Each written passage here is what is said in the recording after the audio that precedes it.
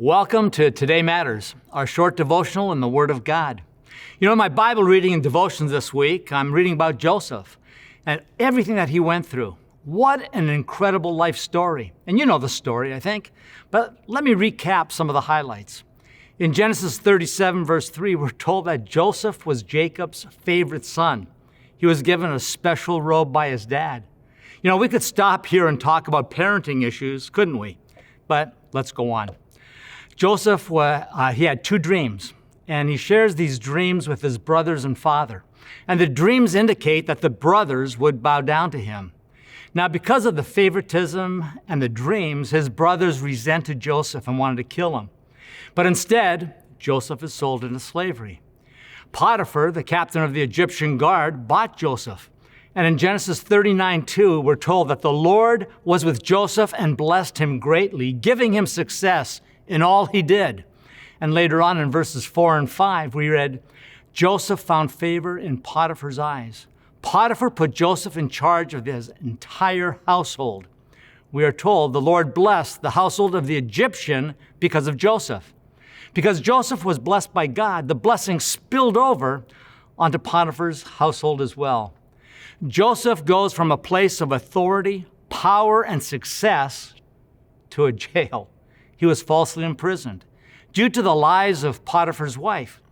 And once again, we read in Genesis chapter 39, verses 20 and 21, we read this. But while Joseph was there in prison, the Lord was with him. He showed him kindness and granted him favor in the eyes of the prison warden. The Lord was with Joseph and gave him success in whatever he did. You know, he interpreted the dreams of the cupbearer and baker who were imprisoned with him and told the cupbearer, when all goes well with you, remember me and show me kindness. Mention me to Pharaoh and get me out of the prison. Later we are told that the cupbearer, who was released from prison, did not remember Joseph. He forgot him, and another 2 years go by. Finally, Joseph gets an opportunity to come before Pharaoh to interpret Pharaoh's dreams. His words to Pharaoh are found in Genesis 41:16, which says this, It is beyond my power to do this, Joseph replied, but God can tell you what it means and set you at ease. Joseph gives testimony about God's power. Joseph has nothing to offer. And through all this, that everything that Joseph went through, we never read that Joseph complained, was angry, or bitter at God. What an incredible testimony. But the verse that jumped out at me was in Genesis 41:38, which says this, Then Pharaoh said to his officials, Isn't this the man we need? Are we going to find anyone else who has God's Spirit in him like this?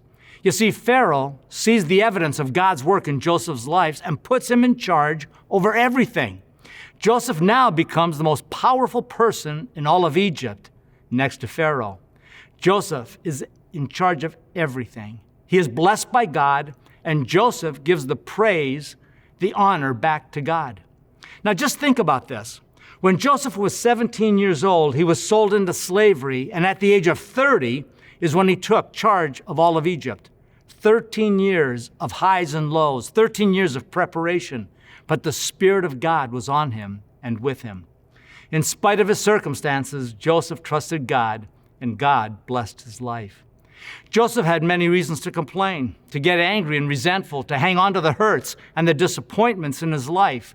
But he made the decision to trust God and accept what happened to him, and God blessed him. You know, when things don't go the way I think they should, instead of complaining, I need to trust God and acknowledge his plan for my life, keeping Jeremiah 29:11 in the forefront of my mind. For I know the plans I have for you, declares the Lord. Plans to prosper you and not to harm you. Plans to give you hope and a future. God constantly gives us opportunities to see how we handle life. How's my attitude? Am I living my life totally dependent on God? Do I acknowledge my dependency on God on a daily basis? No matter what circumstances we find ourselves in, even when life is tough with many challenges, remember that God is present. Do we see it? And do we acknowledge him? Through it, I still can experience his blessings.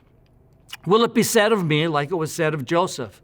Isn't this the man or the woman we need? Are we going to find anyone else who has God's Spirit in him like this?